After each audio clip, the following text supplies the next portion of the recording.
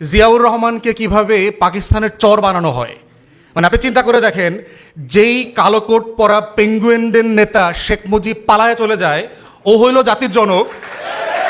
আর যে জীবনের ঝুঁকি নিয়ে নিজের কমান্ডারকে মাইরা বলতেছে যে আমি প্রতিবাদ করলাম, যুদ্ধ শুরু হইলো, সে হইল পাকিস্তানের চর। মানে খেয়াল করে দেখেন যে পলিটিক্স অফ ন্যারেটিভ, যে বয়ানের রাজনীতিটা কিভাবে তৈরি হয়।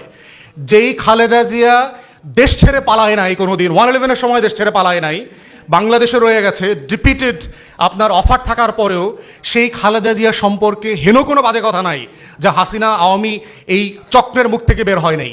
কিন্তু উল্টা দেখেন, যে পালায় না অথচ ওর গোষ্ঠী শুদ্ধ সবার পালানোর ইতিহাস আছে, ও বারবার পালায় কিন্তু আবার। কিন্তু ও হইলো আবার স্বাধীনতার পক্ষের চেতনার লোক আর কি। তাহলে যে পালায় নাই সে হইল আমাদের শত্রু, দেশের শত্রু।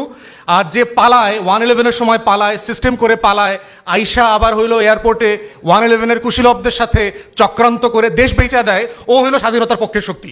খেয়াল করে দেখছেন, এই চেতনার পলিটিক্সটা বুঝতে হবে তরুণ সহযোদ্ধাদেরকে।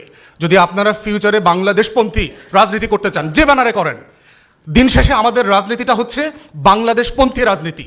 সেটা বিএনপির ব্যানারে করেন, জামাত শিবিরের ব্যানারে করেন, এবি পার্টির ব্যানারে করেন, এনসিপির ব্যানারে করেন, কোনো সমস্যা নাই।